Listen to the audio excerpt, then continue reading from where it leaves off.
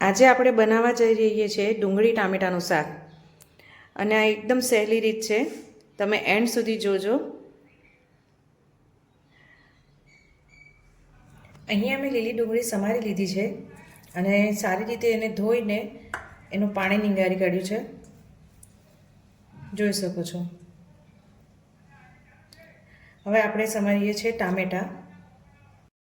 અહીં 2 ટામેટાં ઝીણા સમારી લઉં છું મેં.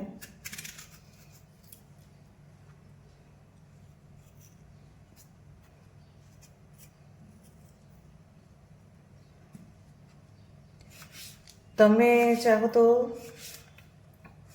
ટામેટાની પ્યુરી પણ નાખી શકો, પણ હું અહીંયા ઝીણા સમારીને નાખું છું.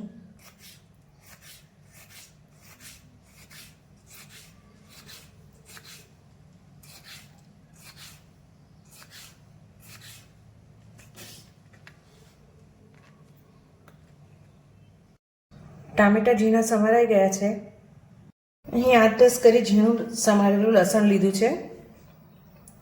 હવે આપણે આગળ શાક બનાવવાની રીત જોઈએ છે. આપણે એક કઢાઈમાં 2 ચમચી તેલ મૂકીશું.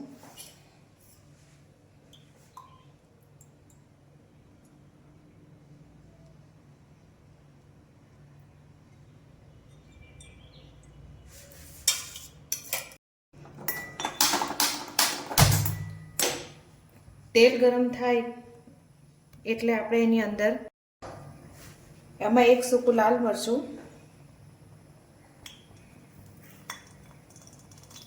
અડધી ચમચી જેટલી જીરું,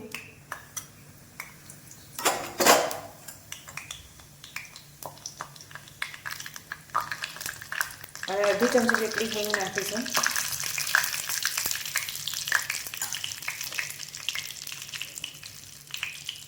પછી એની અંદર આપણે સમારેલી ડુંગળી નાખીશું.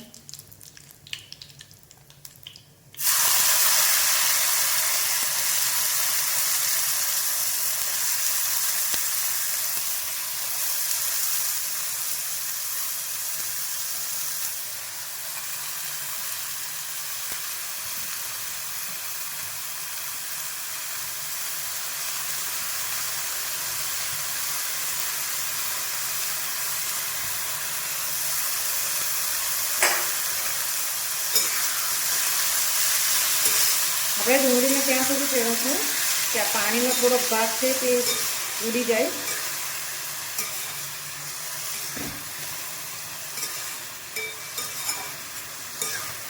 થોડી વાર માટે એને સાંતળશું.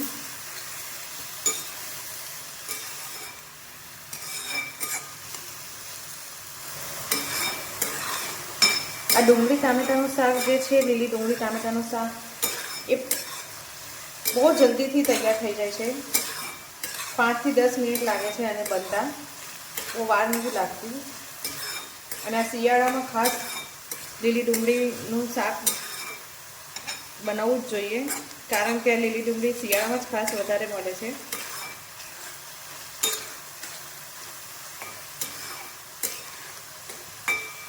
શિયાળામાં ખાવી ખૂબ લાભદાયક છે. આ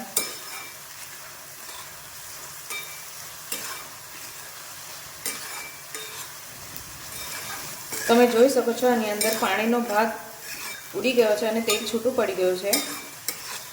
હવે આપણે એની અંદર બેઝિક મસાલા કરીશું. હળદર,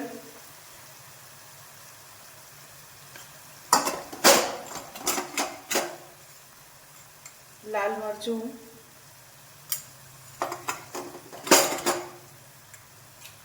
ધાણા જીરું,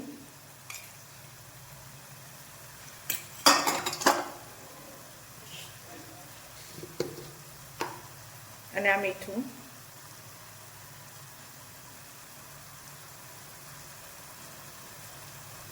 સ્વાદ પ્રમાણે તમે જેટલું ખાતા હોય એ રીતે.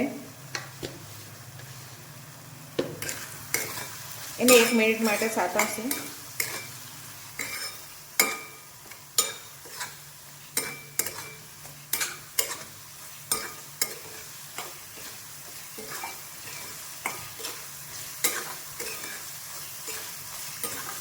મસાલા બધા સતરાઈ જાય એટલે એની અંદર આપણે ટામેટાં નાખીશું.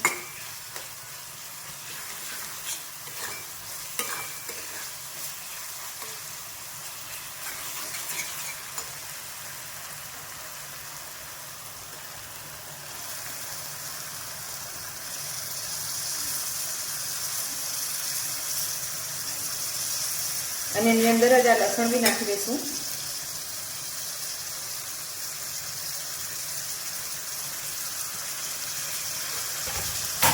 અમુક લોકો તેલમાં સાતરીને નાખે છે, પણ મને વધારે આવી રીતે બાફેલાનો ટેસ્ટ વધારે સારો લાગે છે, એટલે મેં ટામેટાં નાખ્યા પછી લસણ નાખ્યું છે. ટામેટાને થોડા ચડવા દઈશું જ્યાં સુધી એ ગળી ના જાય. ધીમા તાપે એને ચડવા દઈશું.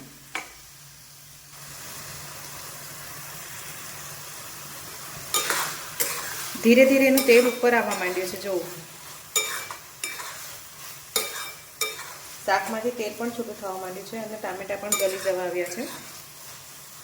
ટામેટાં સરસ ગળી ગયા છે અને તેલ પણ છૂટું પડી ગયું છે. જો શાક એકદમ પરફેક્ટ બન્યું છે. એની અંદર ટામેટાના ખટાશને થોડું દૂર કરવા અને બધા મસાલાને બેલેન્સ કરવા માટે થોડી ખાંડ નાખું છું.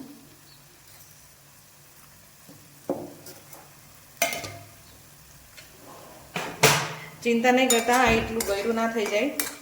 અડધી ચમચી તમે ખાંડ નાખી શકો છો આની અંદર. જેને નહીં ભાવતું હોય તો એ સ્કીપ પણ કરી શકે છે. ખાંડ વગર પણ આ શાક બનાવી શકો છો તમે, પણ હું થોડીક નાખું છું જેથી આ ટામેટાની ખટાશ હોય એ થોડી ઓછી થઈ જાય અને થોડું વધારે ટેસ્ટી લાગે એના માટે. તો આપણું બની ગયું છે શાક એકદમ પરફેક્ટ. જોઈ શકો છો તમે. બહુ જ સહેલું છે અને બહુ જ બેઝિક મસાલાથી જ બનતું શાક છે અને એકદમ જલ્દીથી તમે બનાવી શકો છો. જ્યારે કોઈ આઈડિયા ના આવે તો શિયાળામાં તો લીલી ડુંગળી મળે જ છે વધારે, તો તમે આ શાક બનાવી શકો છો. આપણું શાક રેડી છે. દેખાવમાં બી કેટલું સરસ છે, ખાવામાં બી એટલું ટેસ્ટી છે. એકવાર તમે જરૂરથી ટ્રાય કરજો આ શાક બનાવવા માટે. શિયાળામાં ખાસ આ ખાવા લાયક છે સબ્જી. તમે મને જરૂરથી જણાવજો કે આ ડુંગળીનું શાક અને એની રીત તમને કેવી લાગી. એકદમ સહેલી, સરળ અને જલ્દીથી બની જાય તેવી આ રેસીપી મને જરૂરથી જણાવજો કોમેન્ટમાં કે તમને કેવી લાગી છે. અને તમે તમારા ઘરે જરૂર ચોક્કસથી આ રેસીપીને ટ્રાય કરજો. તમે એને રોટલી, ભાખરી જેની સાથે બી તમારે એને સર્વ કરવું હોય કરી શકો છો.